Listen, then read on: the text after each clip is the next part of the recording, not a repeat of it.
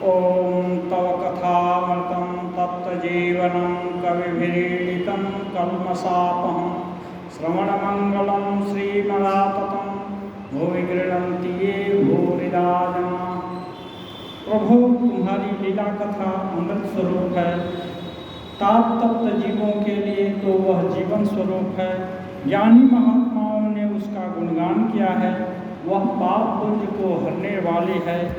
उसके श्रवण मात्र से परम कल्याण होता है। वह परम मधुर तथा सुविस्तृत है। जो तुम्हारी इस लीला कथा का गान करते हैं, वास्तव में भूतल में वे ही सर्वश्रेष्ठ दाता हैं। एक कलयुग में दान है, सबसे ये है। तो द्वापर के बाद कलयुग आता है। तो ये गोपी लोग बोल रहे हैं कि जो भगवत कथा कहते हैं, सुनते हैं, वे सर्वश्रेष्ठ दाता हैं। तो यहाँ हम लोग श्री रामकृष्ण देव सर्कस में लौटने के बाद सर्कस का प्रसंग लेकर के साधन भजन की बहुत सारी बातें बताते हैं। वही बात, उसी की चर्चा हो रही थी। ठाकुर संसारबद्ध जीवों के विषय में कर रहे हैं। श्री रामकृष्ण संसारबद्ध जीवों की बातें कर रहे हैं। वे मानो रेशम के कीड़े हैं। चाहें तो कोष को काट कर निकल आ सकते हैं, परंतु काफ़ी कोशिश करके बनाते हैं, इसलिए छोड़ नहीं सकते, इसलिए उसी में मरते हैं। फिर मानो जल में फंसी हुई मछली जिस रास्ते से गई है, जाल में फंसी हुई मछली जिस रास्ते से गई है, उसी रास्ते से वह वापस निकल सकती है, किंतु जल की मीठी आवाज़ और दूसरी मछलियों के साथ खेलकूद इसी में भूल कर रह जाती है। बाहर निकलने की चेष्टा नहीं करती। बच्चों की अस्फुट बातें मानो जल कल्लोल का मीठा शब्द है, और मछली अर्थात जीव और परिवार वर्ग।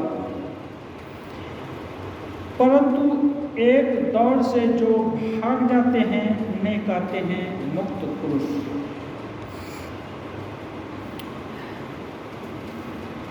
ठाकुर एक वो जो रेशम का कीड़ा है, उसकी उपमा देकर कहते हैं आदमी वैसे ही बद्ध है। हम लोग कुछ चीज़ अपना सपना सजाते हैं कि ऐसा करने से ऐसा होगा, वैसा करने से वैसा होगा, और उसी में बंध जाते हैं और सपने से बाहर नहीं। सपना हमारा बनाया हुआ है, ये हम नहीं समझ पाते हैं। मानो सपना ही सत्य हो गया, हम उसके अंदर हो गए। तो हमारा सपना जब तक है तब तक तो चलता है। हम प्लानिंग करते हैं, हम उसको मिटा भी नहीं सकते हैं। ठाकुर बोलते हैं जो कानून बनाता है वो उसको चाहे तो उसको हटा सकता है, ख़त्म कर दे सकता है, नया कानून बना देगा। तो ऐसे ही जब कल्पना करते हैं हम, तो हम चाहें तो उसको हटा सकते हैं, लेकिन उसी कल्पना में बंध जाए तो मुश्किल है। तो इसलिए वो बोलते हैं रेशम का कीड़ा यदि चाहे तो उस जो खोल बनाता है उससे बाहर निकल जाए, लेकिन बहुत मेहनत से बनाता है, इसलिए सोचता है कि नहीं यही ठीक है, और ठीक है, और उसी कारण मर जाता है। ऐसे ही मछली आसन्न संकट निकट है, उसकी कल्पना हम नहीं कर पाते। अभी लोग इष्ट मित्र के जैसा दिखते हैं, जब बाद में वही आस्तिक के सांप होंगे, कष्ट देंगे, ये नहीं मालूम। इसलिए हम लोग दूसरे का, साधारण लोगों का भरोसा ज़्यादा कर लेते हैं, असली भरोसा पर ध्यान नहीं देते। तो उसके कारण फिर कष्ट भोगना पड़ता है, क्योंकि मनुष्य का स्वभाव है। हम जब खुद एनालिसिस अपना करते हैं, हम उन्नत नहीं हुए, तो दूसरे लोग भला कितने उन्नत होंगे इसकी कल्पना तो कर ही सकते हैं। लेकिन नहीं, हम चाहते हैं हम भले उन्नत ना हों, हम अच्छा व्यवहार भले ना करें, लेकिन दूसरे हमसे अच्छा व्यवहार करें, दूसरे एकदम राजा हरिश्चंद्र के जैसा बर्ताव करें, अच्छे श्रेष्ठ लोगों के जैसा बर्ताव करें हमसे, भले ही हम दूसरों के साथ जैसा कैसा भी बर्ताव करें। इसलिए मुश्किल हो जाता है। आशा इतनी प्रबल हो जाती है कि आशा के बंधन में बंध जाते हैं। तो आशा यदि करना ही है, इसी के लिए बोलते हैं विवेक और साधु संग और शास्त्र अध्ययन, जप ध्यान, नित्यानित्य विवेक। ये विवेक का जरूरत है कि कौन सा चीज़ सही है, कौन सा गलत है, और कौन कितना तक ठीक है, कौन कितना तक ये है। हर चीज़ का जरूरत है इस संसार में। भगवान अच्छा बुरा जो कुछ भी बनाए हैं, हर चीज़ की उपयोगिता है। It is great in its own place, Swami ji बताए हैं। यहाँ तक कि दुख कष्ट होता है, दूसरे लोग देते हैं या सताते हैं या अत्याचार करते हैं, वो भी कुछ न कुछ शिक्षा देता है, कुछ न कुछ आगे ले जाता है। लेकिन अब उससे सीख करके हम फिर वही गलती उस गलती से दूर हो जाएं, उसको न दोहराएं या उसमें न फंसें, ऐसा नहीं सोचकर हम फिर वही गलती करते रहेंगे तो वही धक्का मिलेगा। तो यही है कि भूल हो जाती है, नहीं समझ में आता है, समय रहते नहीं। और मछली एक बोलते हैं, ये जो है जल का जो शब्द होता है, आता है एक तरफ से जल आता है, तो मछली समझती है कि नहीं ये जो जल है बहुत अच्छा है, मीठा शब्द है, सुंदर है, क्योंकि जल है जीवन। मछली का जीवन तो जल में ही है, इसलिए वो सोचती है कि ये जीवन है। तो ऐसे ही संसार है, इसमें सोचते हैं कि बहुत अच्छा है, ये खाना मिलता है, ये लोग मिलते हैं। और लोग जन जो हैं परिवार वर्ग बोलते हैं कि वो जीव जो है ना, ये विभिन्न आसपास रहने वाले ये लोग परिवार वर्ग हैं। अब इनके साथ रह करके पता ही नहीं चलता कि हम आसन्न विपत्ति में पड़ने वाले हैं, कोई विपत्ति आने वाली है, इसलिए भूल जाते हैं। और बोलते हैं मीठा शब्द, बच्चों का शब्द, बच्चे हर समय अच्छे लिखते हैं। कांचे में निका लगे गदरे बहुत मिठाए, एक फल है ऐसा सखी पाक गए करवाए। सभी बच्चे अच्छे होते हैं, क्यों? वो सुषुप्त अवस्था होती है, जो बोलते हैं योग सूत्र में प्रच्छन्न तनु विच्छिन्न उदाहरण। ये जो है ना प्रसुप्त, प्रच्छन्न नहीं, प्रसुप्त तनु विच्छिन्न उदाहरण। प्रसुप्त माने सोया हुआ, सोया हुआ सांप तो बढ़िया ही लगेगा देखने में, तो सांप बहुत अच्छा है, चमकीला है, अच्छा है, लेकिन जब जगेगा तो क्या करेगा मालूम है। तो इसलिए प्रसुप्त है, बच्चों के अंदर जो कुछ भी अच्छा बुरा भाव है वो प्रसुप्त अवस्था में रहता है, तो सभी बच्चे अच्छे ही करते हैं। उसके बाद धीरे धीरे समाज से भी कुछ सीखते हैं, और ज़्यादातर तो उनका पूर्व संस्कार बस जो लेकर आए हैं, बड़ी कुटली जन्म जन्मांतर की हजारों जन्मों की, वो उससे धीरे धीरे कुछ कुछ निकलने लगता है। तो जो शुरू में अच्छे दिखते हैं, बाद में दुर्दांत भी दिखने लगते हैं। कोई शुरू में खराब दिखता है, लेकिन बहुत बाद में ये हो जाता है। तो कहाँ किसका कैसे होगा आदि अंत तो सबका जाना नहीं है, इसलिए सुरक्षित उपाय अवलंबन करना चाहिए। हाँ, कौन क्या है क्या नहीं है इतना डिटेल में जाने का जरूरत नहीं। सुरक्षित उपाय, शास्त्र सुरक्षित उपाय बताते हैं। हाँ, एक डिस्टेंस बनाए रखना है हर से। हाँ, सबसे बचिए, सबसे एक रसिए और रहिए अपने ठाव। ये बोलते हैं सभी से हाँ जी करते रहिए, बसिए अपने ठाव। सबको सबकी अच्छी बातों को हाँ बोलना है या उनको मान लेना है कि चलो ठीक है, लेकिन ये तुम्हारे लिए है, सभी को हमको फॉलो करना है, ये बात नहीं है। एक अच्छे टीचर थे, हम लोग को पढ़ाते थे, तो बड़ा छोटे पर वो बोलते थे सुनो सबकी करो मन की, सबकी सुनो और मन के जो ये है ना लेबोरेटरी, उसमें उसका विश्लेषण करो कि कौन ठीक है कौन बेठीक है अपने लिए, और फिर उसको फॉलो करो। तो ये ठाकुर बोलते हैं कि ये बद्ध जीव है ना, वही वो यही सब देख करके घर द्वार हर और बाकी सुख स्वाच्छंद जो भी है टेम्पररी सामने जो दिख रहा है उसी में आसक्त हो जाते हैं और फिर जाल में पड़ गए तो जाल मछली वाला जो है माझी तो खींचेगा, खींचने से फिर मुश्किल होता है, फिर रोना गाना होने से क्या है वो तो काट कर खाएगा, या जो कुछ दंड काट कर खाना माने क्या, जो दंड मिलना है वो दंड भोगना पड़ेगा। दुख की जो राशि है इतना कल्पना लगाए बैठे हैं कि ये अमुक मिलेगा तमुक मिलेगा और बाद में नहीं मिलने से तो दुख होगा।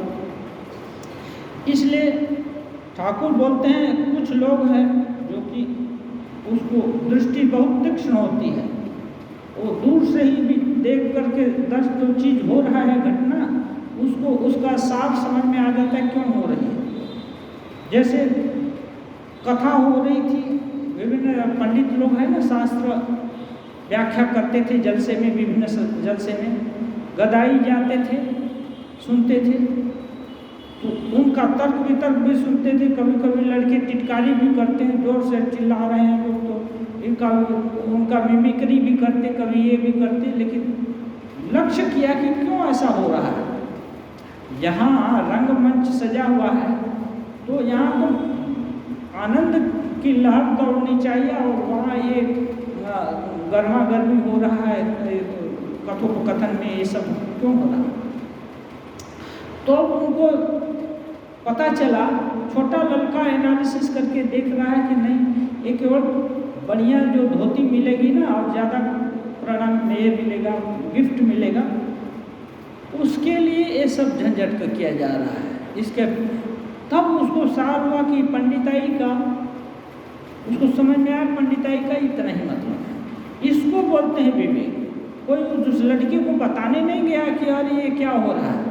हर चीज़ ऐसे ही जितने भी दृष्टांत हैं, किसी के साथ किसी का कुछ हो रहा है, कुछ नहीं हो रहा है, जो भी घट रहा है घटनाएं, हर घटनाएं कुछ न कुछ अच्छी सीख देती हैं।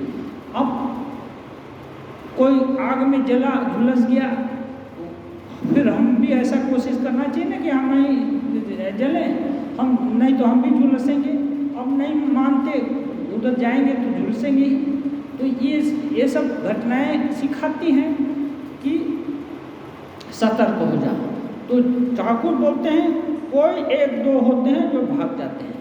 भाग जाने का मतलब क्या है, इसका सार समझ लिया और उसमें अटैच नहीं होगा एकदम बाबा ये सब ये नहीं है, काला सांप है, हाँ कब काटेगा कोई ठीक नहीं है, लेकिन उपाय नहीं है। अभी जंगल में आ गए तो ये लोग के साथ रहना है, जैसे कैसे गुजर कर किया और जैसे ही चांस मिला भाग गए।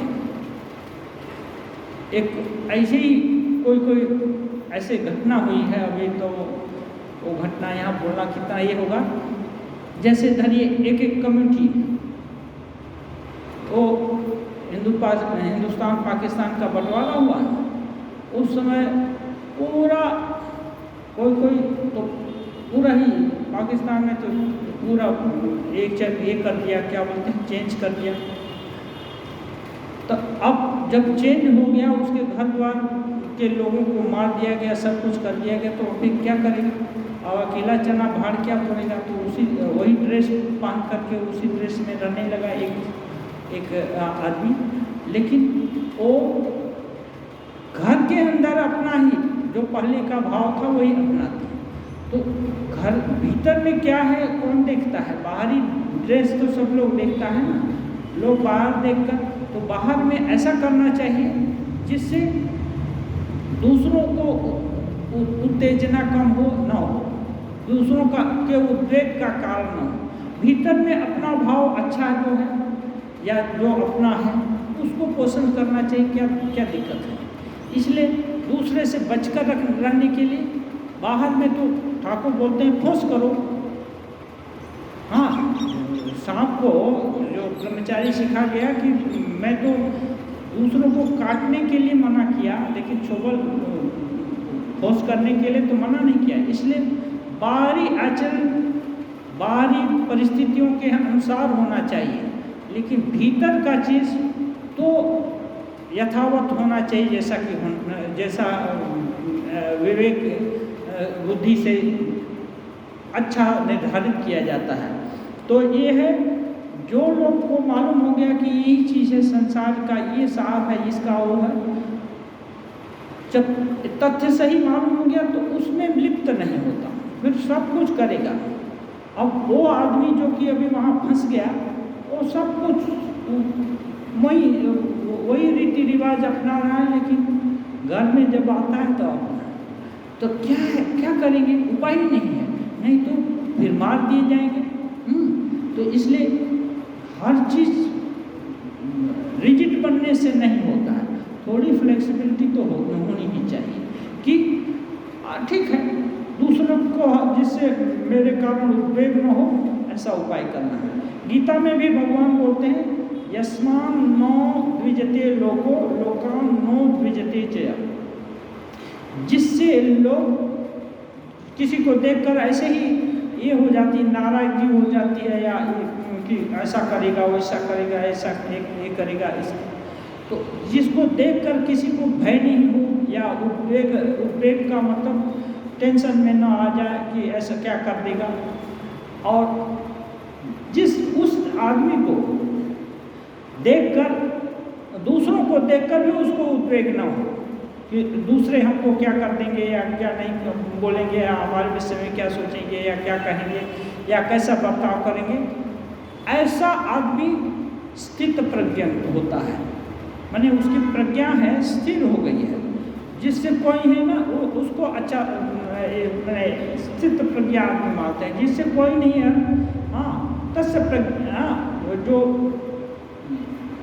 जिससे कोई नहीं उद्विग्न होता, और जो जिससे वो किसी से वो उद्विग्न नहीं होता, ऐसा आदमी साधु माना जाता है।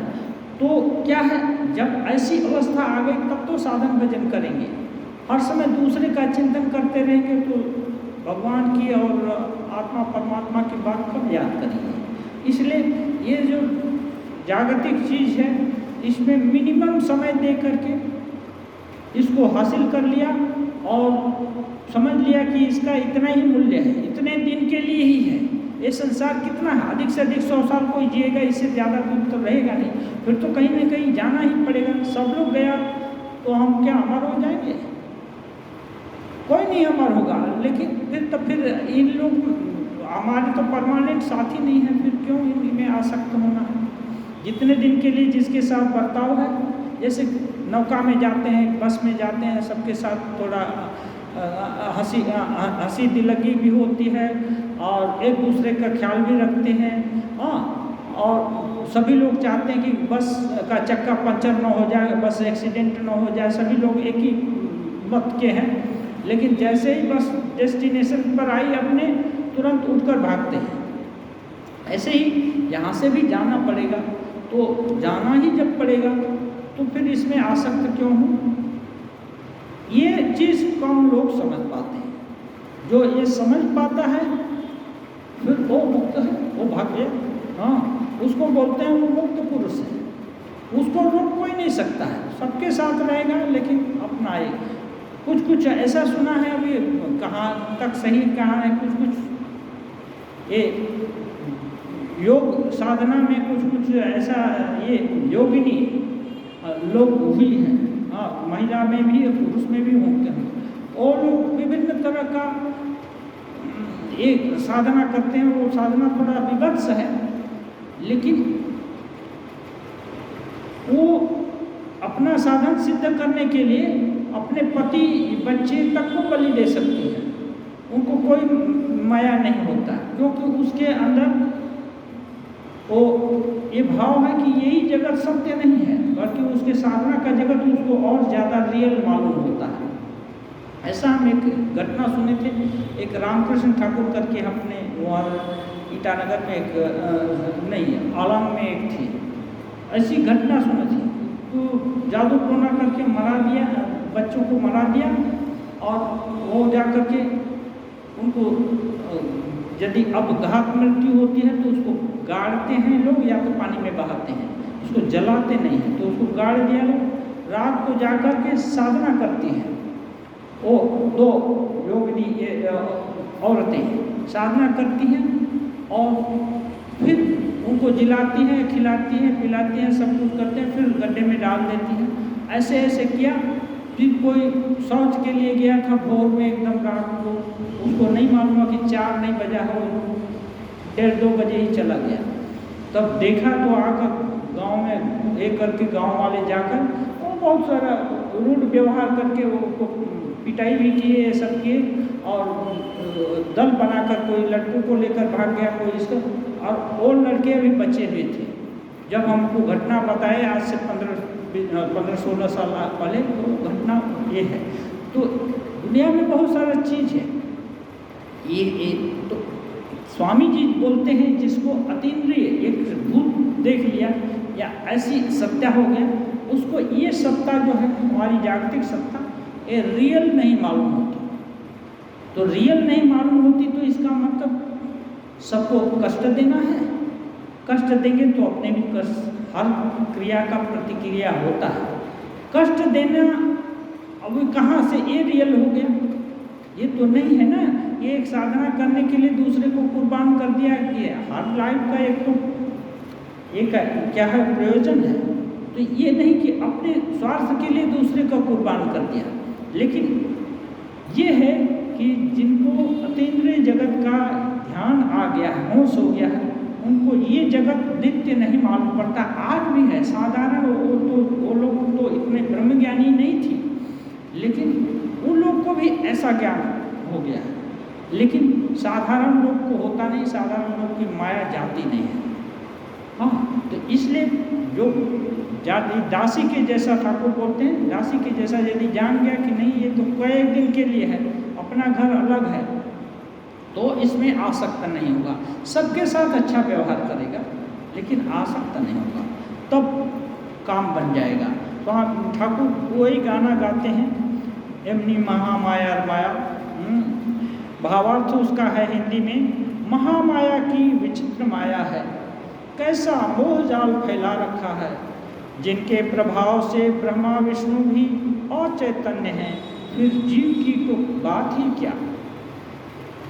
बिछे हुए जाल में मछली प्रवेश करती है, पर आने जाने का रास्ता रहते हुए भी फिर उसमें से भाग नहीं सकती। आने जाने का रास्ता है, फिर भी वो भागती नहीं है। श्री रामकृष्ण फिर कह रहे हैं, जीव मानो दाल है, दाल जो पल्स, चक्की में पड़े हैं पिस जाएंगे, परंतु जो थोड़े से दाल के दाने खूंटी को पकड़ कर रहते हैं वे नहीं पिसते हैं। ये लिखा कबीरदास जी, 2 चक्की के बीच में कोई नहीं बचा, सभी लोग पिस गए 2 चक्की के बीच में। तो वो कविता लिखा, वो कविता उनका बेटा कमाल था, वो पढ़ा तो लिख दिया कि जो चक्की के पास रहता ना, खूंटी को पकड़ कर रहता, वो बच जाता है। हाँ, तो वो उस कविता के बगल में एक कविता लिख दिया। तब तो कबीरदास जी बोले, बूढ़ा वंश कबीर का उपजा पूत कमाल। मैंने अब तो मैं निर्वंश हो गया, क्योंकि अब कमाल जैसा बेटा पैदा हो गया। माने ज्ञानी पुरुष हो गया, तो अब उससे संतान संतति नहीं होगी, तो अब तो मेरा निर्वंश होना ठीक हो गया। तो ऐसा है। तो जो चक्की के बीच में पड़ जाता है, वो जो खूंटी के पास, वो दाल नहीं पिसती। वो जो कोई भी दाल या जो कोई शस्य हो, वो नहीं पिसता है। तो इसीलिए खूंटी अर्थात ईश्वर की शरण में जाना चाहिए। ठाकुर जी जागतिक उदाहरण देकर बोल रहे हैं, ईश्वर की शरण में जाना चाहिए। जब ऐसा ही है, सब कुछ जाने वाला ही है, कोई अपने ठीक काम में आने वाला नहीं है, तो इनको पकड़ने का क्या जरूरत। जब अपना है ही नहीं, तो इनको पूरे दिल से पकड़ने का कोई ज़रूरत नहीं है। भगवान अपने हैं, ये बहुत ऋषि महात्मा लोग, श्रेष्ठ लोग बता गए हैं। और ऐसा लगता भी है कि कोई ऐसी वस्तु है जो कि कभी नष्ट नहीं होती, जो कि एक सुख का काम करती है सबके अंदर, तो उसका अनुसंधान क्यों न किया जाए। उन्हें पुकारो, उनका नाम लो, तब मुक्ति होगी। ठाकुर बोलते हैं उसी भगवान को पुकारो और उनका नाम लो, तब मुक्ति होगी, नहीं तो काल रूपी चक्की में पिसे जाओगे। काल रूपी क्या है? पुनरपि जन्मम पुनरपि मरणम, हाँ, पुनरपि जननी जठरे सैनी, बार बार जन्म होगा, बार बार मरना होगा, और बार बार जो जन्मने और मरने का दुख है वो भोगना पड़ेगा। यही है काल के चक्की। चक्की क्या है? एक ही चक्की बार बार चलती है, इधर से आई उधर गई, इधर से आई उधर गई, एक बार में पिस कर खत्म, बाहर नहीं निकाल देती है आटा को, वो बार बार पिसते पिसते सड़क जाता है आटा। जब एकदम उसमें कुछ जान नहीं रहता तो धीरे से सड़क जाता है, और फिर वहीं तक उसका अंत नहीं होता, उसका आटा बनता है, फिर आग में सेकाएगा, फिर खाएगा लोग, जठराग्नि में जाएगा, बहुत कुछ होता है। तो ऐसे ही जो चक्की से बाहर निकल गए तो ये नहीं है, जो भगवान को नहीं पकड़े तो हर समय ये जो है जन्म मरण का चक्र चलता ही रहेगा। रामकृष्ण देव फिर गाना गाते हैं, भावार्थ है, माँ भवसागर में पड़कर शरीर रूपी यह नौका डूब रही है। हम प्रार्थना कर रहे हैं कि ये शरीर रूपी नौका मानो भवसागर में डूब रही है।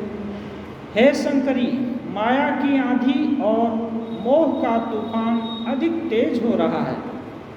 माया की आंधी सब अपने हैं, और मोह का तूफान मानो इतना मोह बढ़ा है कि कुछ समझ में ही नहीं आता, दूसरा चीज़ अच्छा ही नहीं लगता। एक तो मन रूपी माझी अनाड़ी है,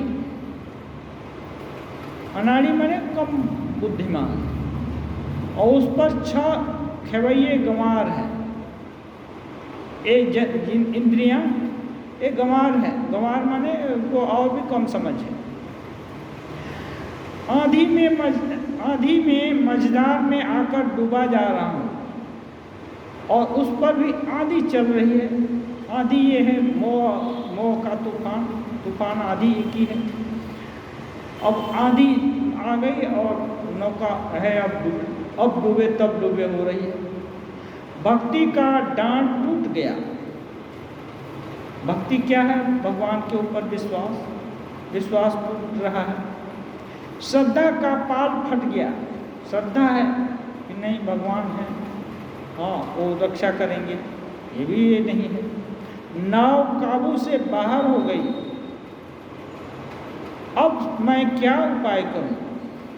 मानो पाल फट गया और जो रडर का डंडा है वो भी टूट गया। अब हाल बेहाल हो गई, जहाँ मर्जी वहाँ नाव जाएगी, और तूफान चल रहा है, वो जरूर डुबाएगी। अब क्या उपाय करें? और तो कोई उपाय नहीं दिखता, सोचकर लाचार हो रहा हूँ। जब कोई उपाय नहीं सोचता तो आदमी एकदम भौचक्का हो जाता है, किंग कर्तव्य विमूढ़, कुछ नहीं सोचता क्या करें, शक्ति रहते भी कुछ नहीं करता। तरंग में तैर कर दुर्गा नाम रूपी भेले को पकड़ता हूँ। तरंग में तैर कर दुर्गा नाम रूपी भेले को पकड़ता हूँ। अब जब देख रहा है कि नौका कैसे भी चली जाएगी, तो देख रहा है इंडिपेंडेंट रूप से एक भेला में कोई मोटी लकड़ी जा रही है चुपचाप, तो थोड़ा साहस जुटा करके उसमें कूद करके जो उसको भेला को पकड़ने का चेष्टा करते। और भेला क्या है? दुर्गा नाम रूप, माँ दुर्गा जो भगवती, जो ब्रह्म शक्ति हैं, उनके नाम का आशा लेकर के उसको पकड़ करके अब तैरने का प्रयास करता हूँ। हाँ, मैंने माँ यदि आगे ले जाए, मैंने ये भेला यदि न डूबे तो काम बन जाए। कैसे भी करके जान बचे। इसे बोलते हैं इंसान के अज़्म और हिम्मत से जब दूर किनारा होता है, तूफ़ान में टूटी किश्ती का भगवान सहारा होता है। जब अपना शक्ति सामर्थ्य सब कुछ जब नहीं दिखाई देता तो आदमी फिर हताश हो जाता है। जब तक शक्ति है, धन है, बल है, तब तो लगता है कि नहीं हमारा कौन क्या कर लेगा, कौन क्या हमको ये कर सकता है, हम तो सब कुछ कर सकते हैं, सब ये है। उनको नहीं मालूम कि समय बलवान है, समय बदलता है। आज हमारी बारी, कल तुम्हारी बारी होती है। हाँ, समय है, आज एकदम दापटे हैं, कल बीमार हो जाएंगे तो कहीं के नहीं रह जाएंगे, कुछ नहीं होगा। और जो आज अच्छे अपने सपोर्टर दिख रहे हैं, कल वही अपने को खाने के लिए दौड़ेंगे। क्योंकि लोग सोचते हैं कि हमको लोग स्नेह करते हैं। एक्चुअली इस संसार में किसी को कोई स्नेह नहीं करता। यदि स्नेह करता तो स्नेह अपार्थी होता है। माँ भी विवश रहती है, बच्चा होता है, ये जो है ना उसका मीठी पानी ये सब होता है, कांचे में निकाल लगे, उसका जो मोहक आकर्षण है, इसके कारण माँ उसकी सेवा करती है, ये सब करता है। और ये भगवान का एक अपार्थिव आकर्षण भी है। जो जागतिक प्रेम है उसमें माँ का प्रेम सबसे ज़्यादा है। हाँ, वो थोड़ा ये करती है तो माँ वो स्नेह देकर भगवान तो उसकी सेवा करा लेते हैं। अब वही स्नेह यदि बढ़ता रहे और वो उसी स्नेह से वो स्नेह मोह में परिवर्तित हो जाए, तो अब मोह में परिवर्तित हो जाए, जब बेटा बेटी या और कोई काम में नहीं आएगा तो दुख होगा। इसलिए लोग सोचते हैं कि हमको लोग स्नेह करते हैं, लोग स्नेह नहीं करते हैं। यदि उसी बेटा बेटी को छोटा है तो क्या है, उसी को खाना ना दिया जाए, उसको जो मांगे वो ना माँ दे, तो एक दो दिन तो रोएगा, तीसरे दिन वो डंडा भी मारने के लिए तैयार हो जाएगा और भी कुछ चीज़ नुकसान कर देगा, है ना, उसको भी क्रोध आएगा। हाँ, ऐसा नहीं कि वो एकदम छोड़ देगा। इसलिए जब स्नेह है तो फिर क्या ये सब तो क्रोध तो आने का बात नहीं है। लेकिन ये क्या है, वो बच्चा भी जानता है कि नहीं माँ गुस्सा होती है या नहीं देती है, आज नहीं देती तो कल जरूर देगी, ये आशा रखती है, इसके कारण माँ को स्नेह करता है। जब माँ एकदम अवश्य हो जाए तो वो माँ को कितना दयालु होगा, क्या होगा, वो बोलना बड़ा मुश्किल है। क्योंकि तब जब दुख आता है तब असल और नकल का ये होता है, क्या बोलते हैं, भेद ठीक ठीक मालूम होता है। तो उस दिन के लिए इंतजार करने के बदले यदि भेला को पकड़ लिया है, माँ दुर्गा नाम रूपी, हाँ, तो कोई काम आया तो आया, अच्छी नौका मिली तो मिली, नहीं तो अपना भेला तो है, भेला से किसी प्रकार जीते मरते पहुँचेंगे किनारे। इसलिए ठाकुर बोलते हैं इसको समय रहते हैं विवेक जग जाना चाहिए कि नहीं, ये सब जो चीज़ है वो 2 दिन के लिए है, वो परमानेंट नहीं रहेगा और नहीं काम देगा। अपने साथ तो अपना जो माँ दुर्गा का नाम है ना, ये भेला ही जाएगा। और इस भेला में विश्वास है, ये दगाबाजी नहीं करता है, ये अपार्थिव है, इसलिए इसमें विश्वास। लेकिन ये दिखाई नहीं देता, ये कंक्रीट नहीं है, ये तुरंत नहीं मिलता, इसलिए इस पर भरोसा नहीं होता। लेकिन हो जाए तो इस भरोसे से आदमी भवसागर पार कर चुके हैं, और ये साधारण नदी नाला भी पार कर चुके हैं। ये जो व्यास जी जो गोपी लोग कथा है ना, ठाकुर भी वचनामृत में कहीं कहते हैं, गोपी लोग जाएंगी गोरस बेचने के लिए, तो मथुरा में नौका नहीं मिलती, कुछ नहीं होता, और मथुरा में कृष्ण है। तो व्यास जी कहीं से दिखे, वो बोलते हैं, गोपियाँ बोलती हैं, मुनिवर आप तो प्रतापी हैं, यहाँ कोई नौका नहीं दिखती, आप कुछ ऐसा उपाय करिए आपके तप से, जिससे हम लोग पार हो जाए। क्योंकि संत महात्मा लोग कुछ भी कर सकते थे यदि ये हो, उनकी शक्ति रहती। तो वो बोले कि देखो उपाय तो होगा, लेकिन पहले मुझको बहुत भूख लगी है, अब हमको खिलाओ तब तो होगा। भूखे भजन में होने को पावा, अभी बहुत भूख लगी है, अभी कुछ खिलाओ तब तो लोग सोचे कि चलो बेचेंगे बाकी चीज़, थोड़ा तो उनको खिला दें। तो उनको जितना खाए ठीक से खिलाया। खाने के बाद बोले अच्छा अब चलो। अब गए सामने तो बोलते हैं हे यमुने, मैंने यदि कुछ नहीं खाया हो तो हम लोग रास्ता दे दो, यहाँ से उस पार जाएंगे। और आज्ञाकारिणी के जैसा यमुना भी सुन लिया और धीरे से दो भाग में विभक्त हो गए और सब लोग आराम से उस पार चले गए। तब ये तो बच्ची ये तो कम ये है ना, गोपी लोग सोचती हैं अरे मुनि इतना खा लिए, इतना माखन, इतना गोरस खाए, ये सब कुछ खाए, और बोलता है कि मैंने कुछ नहीं खाया। और जमुना भी सुन लेती है, क्या बात है। उन लोग को बड़ा आश्चर्य हुआ। क्यों? तो फिर उनसे ही पूछे होंगे तो वो अंतर्यामी जो है उनको आहुति दिए, खुद नहीं खाए। तो अंतर्यामी आहुति दिए तो जब कर्तापन का अभिमान नहीं है तो भोक्तापन भी नहीं रहेगा। तो वही चीज़ है। तो ये सब चीज़ होता है, दिखता है कि यदि मैं करता नहीं हूँ तो मैं भोगता भी नहीं। तो ये चमत्कार जो है ना, ये नदी भी सुनती है।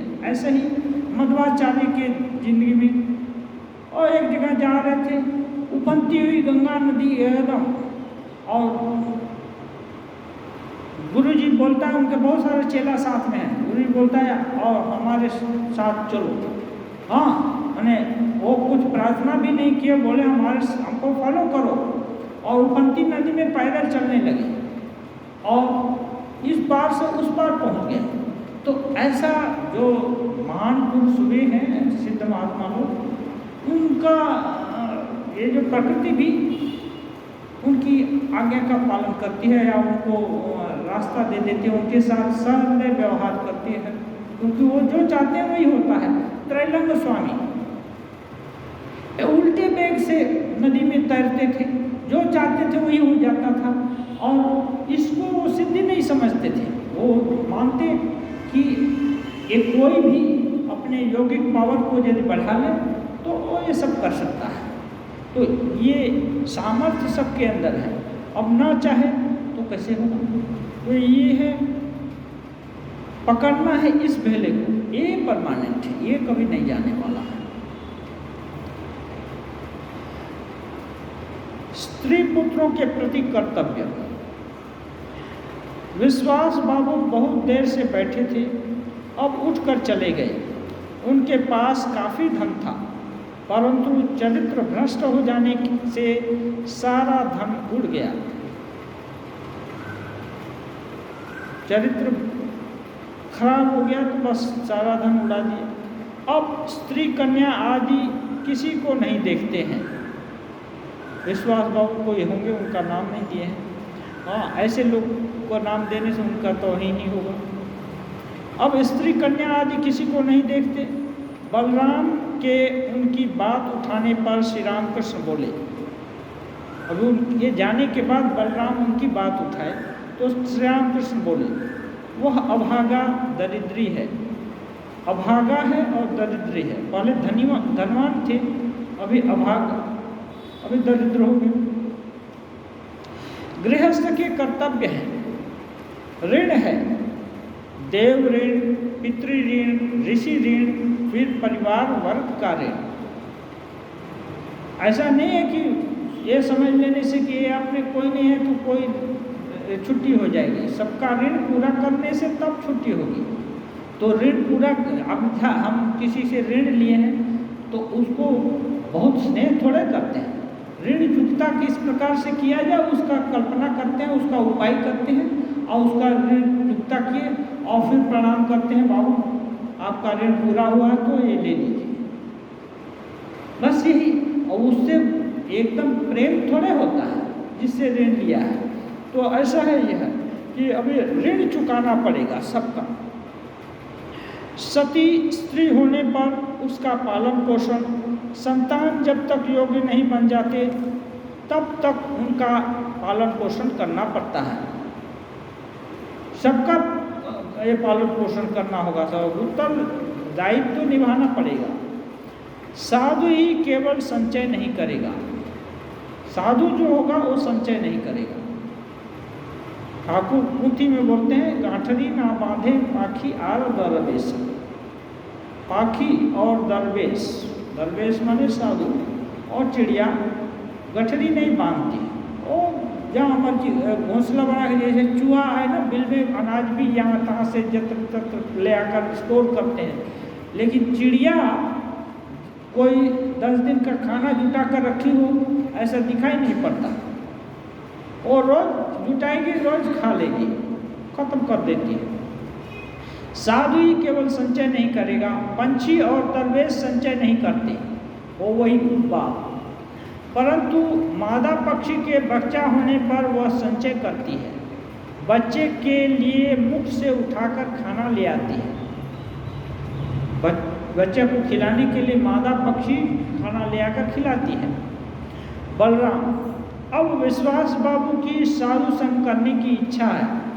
श्री रामकृष्ण हंसते हुए, हाँ अभी सारा कुकर्म कर लिए, दुर्गति हो गई, तो अभी साधु संग करने की इच्छा है। तो ठाकुर हंसते हुए कहते हैं, साधु का कमंडलू 4 धाम घूमकर आता है, परंतु वैसा ही कड़वा का कड़वा रहता है। माने वो जो है बाबू, वो साधु के कमंडलू के जैसे हैं। तितलौकी का कमंडलू है, अभी 4 धाम में गया तो थोड़ा पानी से हाँ उसका तिताई खत्म हुआ। मलय की हवा जिन पेड़ों को लगती है वे सब चंदन हो जाते हैं, परंतु सेमल, बड़ आदि चंदन नहीं बनते।